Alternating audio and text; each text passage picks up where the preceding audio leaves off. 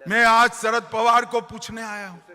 पवार साहब, 10 साल तक आप महाराष्ट्र में आपकी सरकार थी, केंद्र में भी आपकी सरकार थी।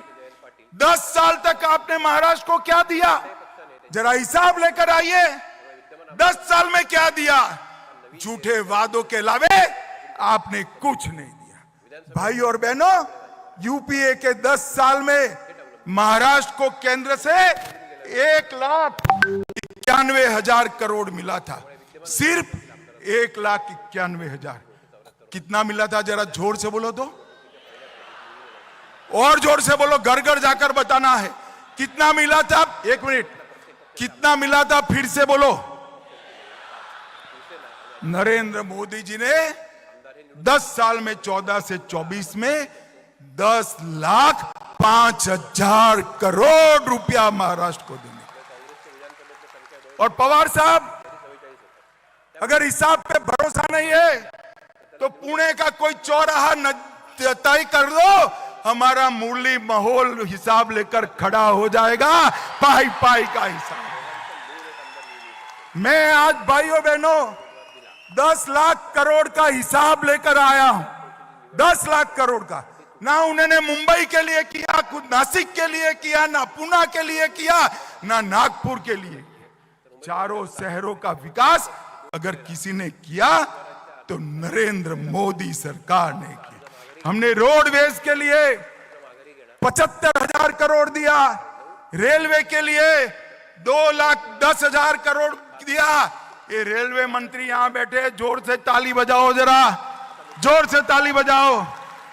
और 1,00,000 करोड़ का मुंबई अहमदाबाद बुलेट ट्रेन मैंने 10 लाख करोड़ में नहीं गिना है।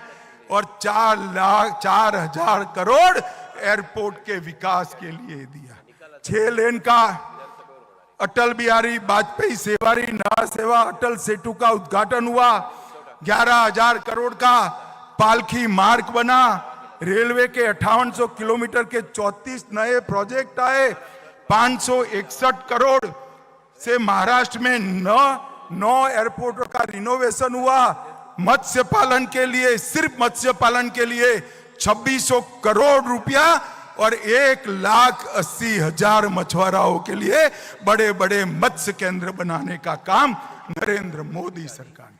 और पवार साहब, आप कहते हो कि आपने विकास किया।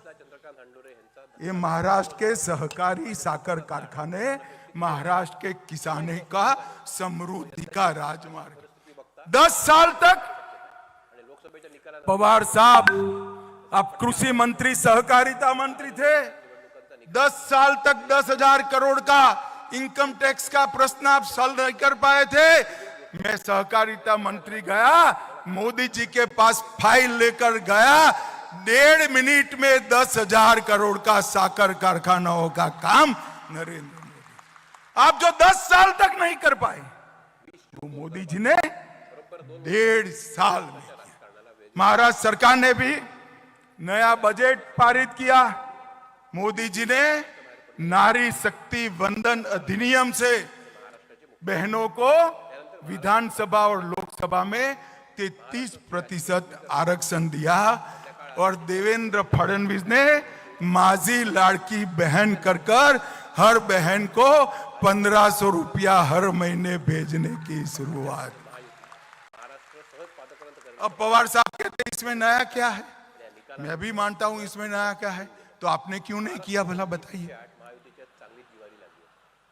आपने करना चाहिए था ना। अब चिंता मत करो पवार साहब, महाराष्ट्र की जनता आपको करने का मौका भी नहीं देने वाली है।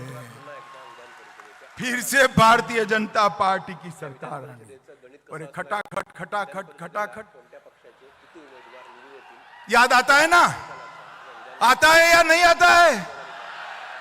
मैं आज राहुल बाबा को कहने आया हूं, देश की जनता ने तो खटाखट खटाखट फटाफट फटाफट पर भरोसा नहीं किया, मगर आपके पास राज्य सरकारें हैं। कर्नाटक में है, हिमाचल में है, तेलंगाना में है, 3 तो बची ही है। तो वहां खटाखट भेज दीजिए ना पैसा। भाई भेजना चाहिए या नहीं भेजना चाहिए? मैं तो तेलंगाना